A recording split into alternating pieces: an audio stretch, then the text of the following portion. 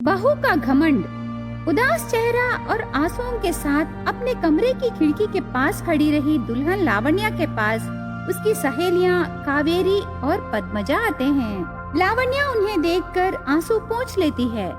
हमें देखकर अपने आंसू पोंछने से क्या फायदा है लावण्या?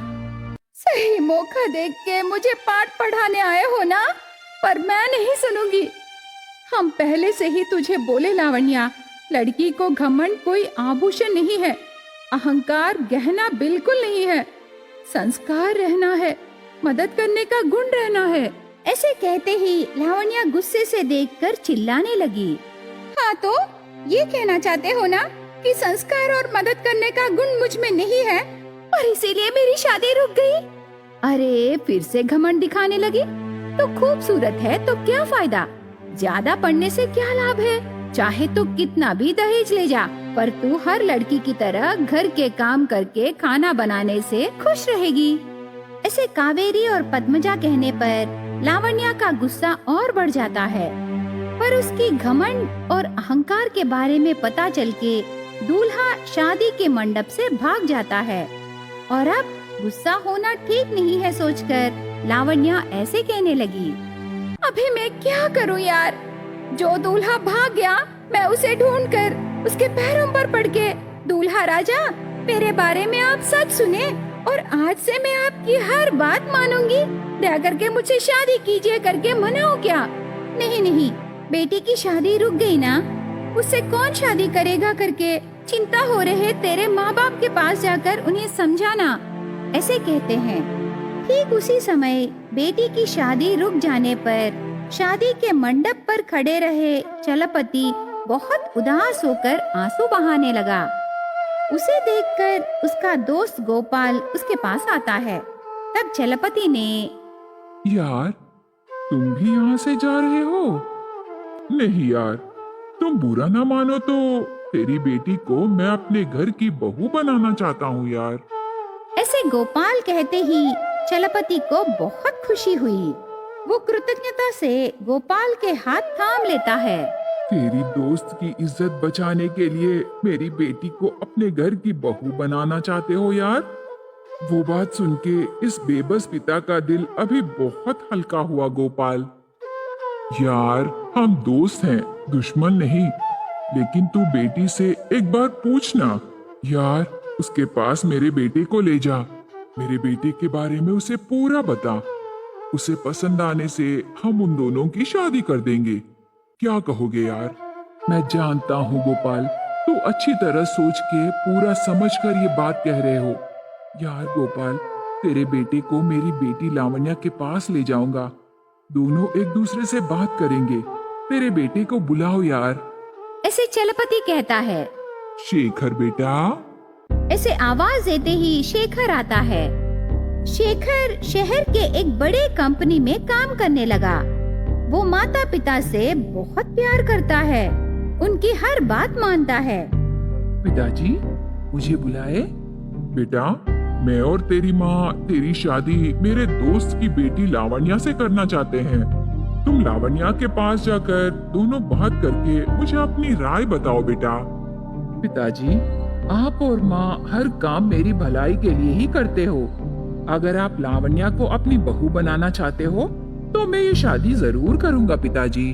ऐसे शेखर कहते ही गोपाल और चलपति बहुत खुश होते हैं। चलपति तुरंत शेखर के साथ लावण्या के पास आता है। उन्हें देख के कावेरी और पद्मजा वहाँ से चले जाते हैं। लावण्या शेखर को देखकर, मेरे घमंड के बारे में पता चल के दूल्हा शादी के मंडप से भाग गया और इतनी जल्दी मेरे पापा दूसरे लड़के को मेरे पास लाए, तो क्या अभी इस लड़के से बात करना है? ऐसे मन में सोचते समय, लावण्या बेटी, तू चिंता मत कर, तुमसे शादी करने के लिए मेरा दोस्त का बेटा आया। मेरा दोस्त गोपाल तुम्हें अपने घर की बहू बनाना चाहता है बेटी। ऐसा मौका फिर कभी नहीं आएगा, समझो बेटी। ऐसे कह के शेखर को वहाँ छोड़ के चला जाता है। शेखर और लावण्या दोनों बातें करते हैं। बाहर मंडप के पास गोपाल और उसकी पत्नी, चलपति और उसकी पत्नी बेसब्री से इंतजार कर रहे थे। थोड़ी देर बाद शेखर और लावण्या एक दूसरे का हाथ पकड़कर सबके पास आते हैं। सब बहुत खुश होते हैं। सही मुहूर्त को शेखर और लावण्या की शादी होती है। विदाई के समय लावण्या की माँ ने, बेटी तेरा घमंड छोड़ दे, सास ससुर से अच्छा व्यवहार करना, दामाद का ख्याल रखना, सबसे प्यार से रहना। एक बात बोलूं, ससुराल में घमंड दिखाकर अपनी जिंदगी बर्बाद मत करो बेटी। ऐसे कहती है। माँ सुजाता सोचती है उसकी बेटी पूरा समझ ली, लेकिन ऐसा नहीं होता। लावण्या बहू बनके गोपाल के घर दिया जलाती है। उसके बाद अपना घमंड दिखाना शुरू करती है।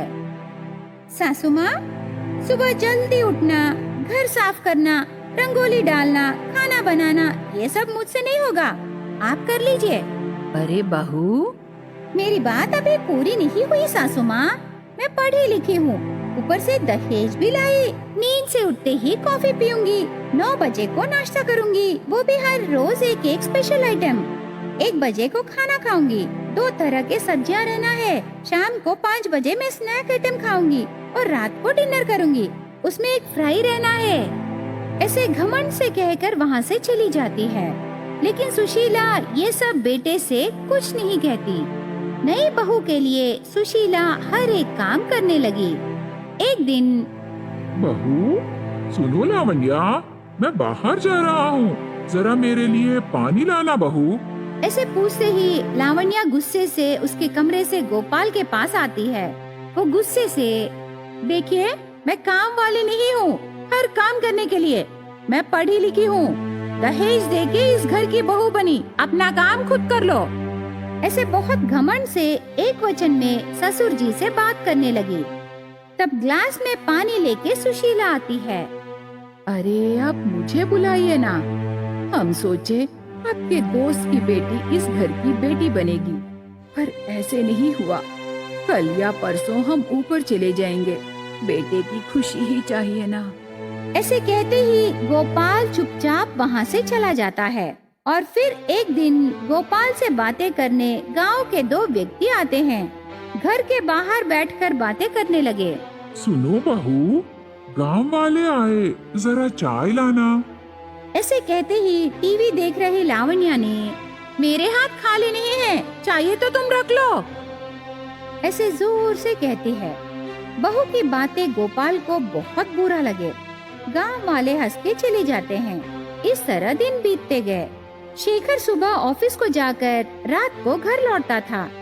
सुबह से रात तक सास से लावण्या घर के हर काम कराने लगी और ससुर जी से बाहर के काम कराती थी।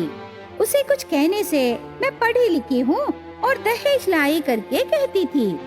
एक बार शेखर बाहर जाने के बाद, सुनिए, बहू का घमंड बहुत बढ़ने लगी। मैं भी देख रहा हूँ सुशीला। ऐसे बातें करना कमरे के बाहर से सुन लेता है शेखर। कुछ कहने से पढ़ी लिखी हूँ, दहेज लाई हूँ करके कहती है, तब हम क्या कह सकते हैं? हमारी बोली बंद कर दी सुशीला, घमंडी बहू की हर बात मानना है। ऐसे दोनों घमंडी बहू के बारे में और उनकी परेशानियों के बारे में बातें करने लगे। उन दोनों की बातें सुनकर शेखर को बहुत बुरा लगा। वो अपनी पत्नी को सबक सिखाने को सोचता है। एक दिन शेखर लावण्या के माता पिता को घर बुलाता है। पैसों की थैली लाके उनके सामने रखता है। अंकल, इस थैली में दहेज के पैसे हैं और आपकी बेटी भी यही है, आप दोनों ले जाइए। ऐसे कहते ही सब आश्चर्य हो जाते हैं। अरे ये आप क्या कह रहे हो जी? शेखर बेटा, मुझे मत रोकिए पिताजी, मैं सब जानता हूँ।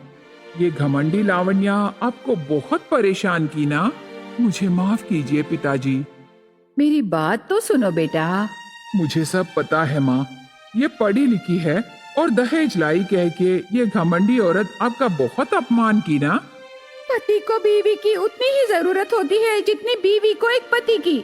मेरे पैसे मुझे देकर आपका मंगलसूत्र मांग रहे हो, ये लीजिए। ऐसे कह के गले में रही मंगलसूत्र निकाल रही थी, तब उसकी माँ जोर से लावण्या को मारती है। तू जब चाहे तब निकालने के लिए वो कोई साधारण धागा नहीं है रे, मंगलसूत्र है। ऐसे माँ कहने पर लावण्या दुखी होकर शेखर की ओर देखती है।